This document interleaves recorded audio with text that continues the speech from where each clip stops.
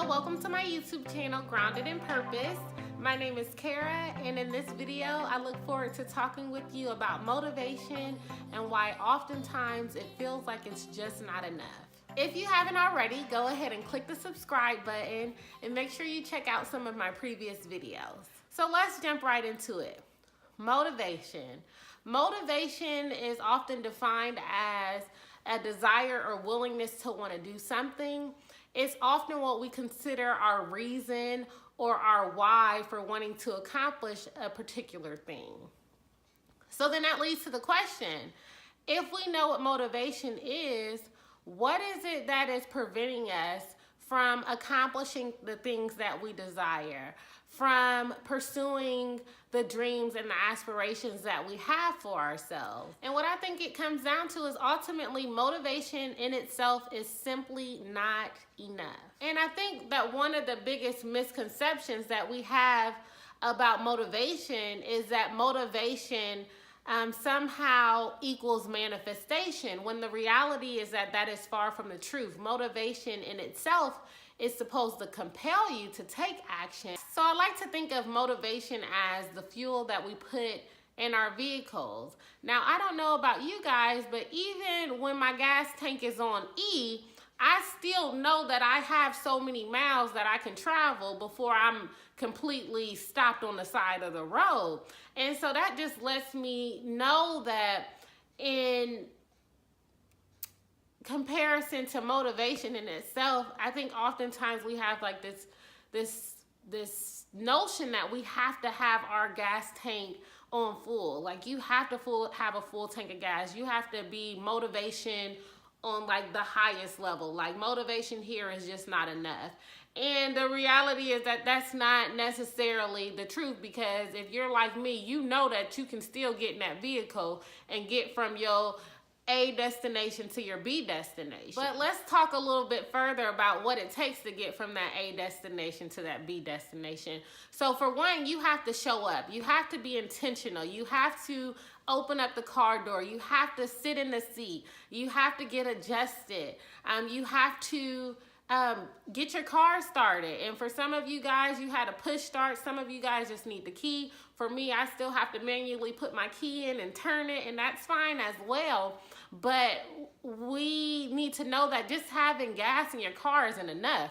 And even when you start your car up, if you don't change gears, you're gonna still be in the same position. So how many of us get to a place where we have the motivation? We know what we want. We know we want to get from A to B. You know, we have that fuel, but then we just feel like we're sitting here.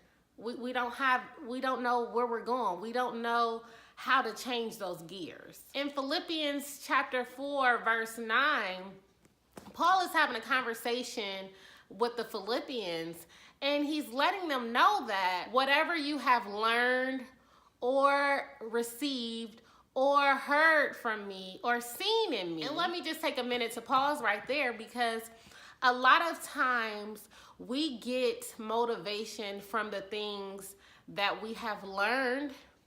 We get motivation from the things that we have received. And so these are things like, as a child, you know, someone told us, hey, you should be a doctor. Hey, you should, you know, try to achieve and accomplish this particular goal for your life. Those are the things that we have learned and received. But then there's also another layer. There's things that we have seen. And a lot of times the things that we have seen, those are in the form of social media. You may see a particular physique that you really like, and you're like, oh, that is hashtag goals. Like, those are goals for me. I want that body. You know, we see a car and we're like, oh, I want that car. And we see a vacation that someone just went on, and it's like, oh, I want to go on that vacation. Or, you know, I want that house. And we see all these things that we want and we desire, but it's like, what are we willing to do to get those things? And then there's the layer of things that we have heard. And a lot of times we wonder why we can go to church, or we can go to like this great phenomenal event with all these great motivational speakers and these conferences and these workshops, and like while you're there you're just so pumped up. I mean, your gas tank is on full and you feel like I can drive the whole city, I can go from state to state and I'll be just fine. But then when you leave those events, you're left feeling empty. And so we need to know that motivation in itself is not enough. And so that leads me to the second part of this passage. It says to put into practice, and the God of peace will be with you. And so he was very clear, Paul, in his instruction that like, hey, you are getting all these forms of motivation, but that's simply not enough. You need to put this into practice. And the word put means to convey from one form into another form. So he didn't simply say, just agree with me. He didn't simply say, hey, just go and write this idea down. He said to put into practice, to activate a thing. And so how many things are there in your life that you have heard, that you have seen, that you have received, that you have learned, that you have not yet put into practice? So we know that motivation in itself, there has to be a component of action that also follows the motivation. But if it was just as simple as motivation and action, you may be wondering, well, why am I still struggling? What I've come to realize is that oftentimes it's not just motivation. It's not just the action component, but there's also a component of self-control that a lot of us, just to be honest, we lack it, or it's something that we struggle with on a day-to-day.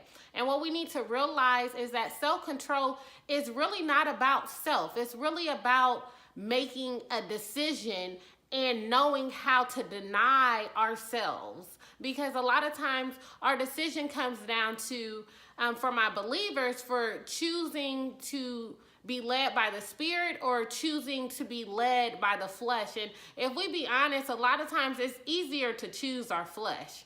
I know, for instance, when I go by the snack room at my house, and I see an Oreo, and I'm like, oh my goodness, it's just something about those 2 layers of chocolate that has, you know, the creamy white layer on the inside. It's just something that just makes me so weak. And in those moments, I don't even think about that decision. You know, it's very easy for me to just grab and go and not to think about it and not realize like, well, maybe this isn't really aligning up with me getting to my B destination of losing, you know, that 5 to 10 pounds. So it's something that we have to be extremely intentional about, but understand that when we are walking and we are living lives that are led by the Spirit and we're conscious and being intentional about it, that 2 Timothy chapter 1 verse 7 reminds us, but the Spirit that God gave us does not make us timid, but gives us power, love, and self-discipline.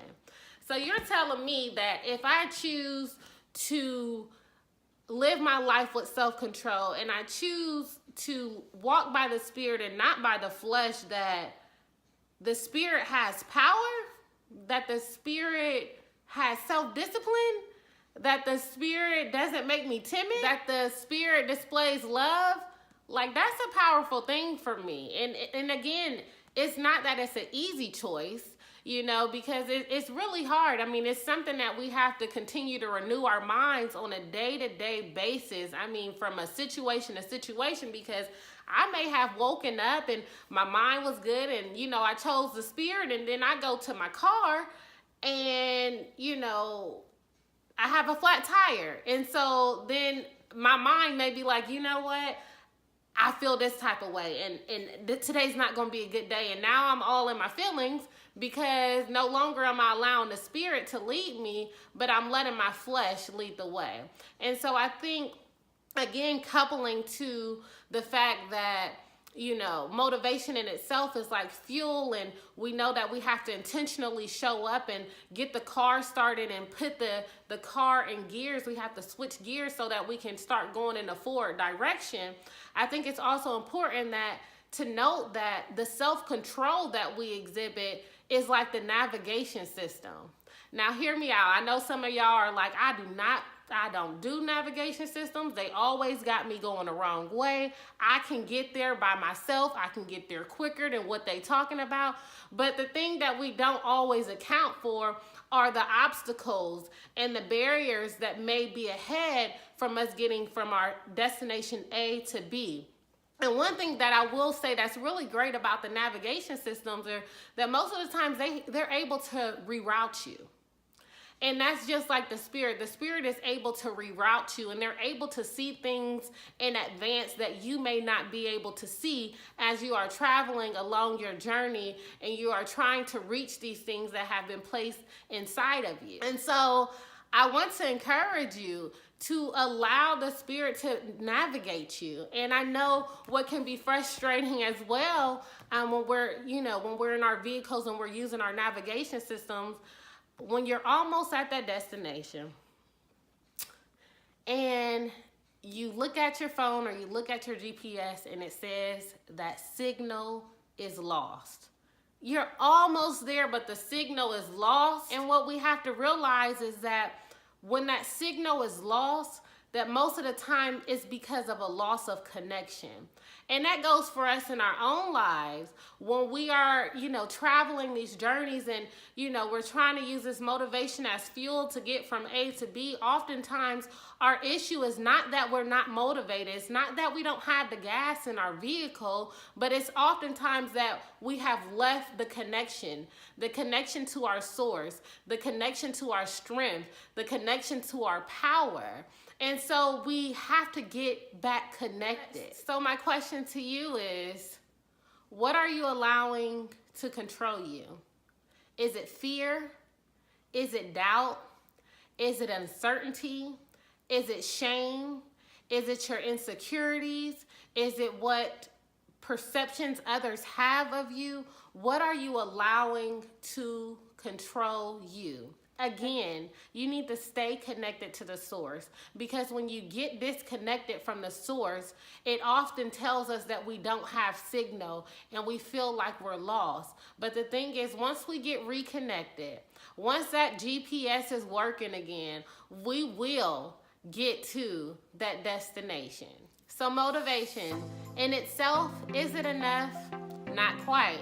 But once you have your motivation and you're showing up intentionally and you're putting into practice and you're letting the source control you and not just your fleshly desires, you will and you can achieve everything that you have put your mind to, everything that God has placed into your heart, and you will get from destination A to destination B.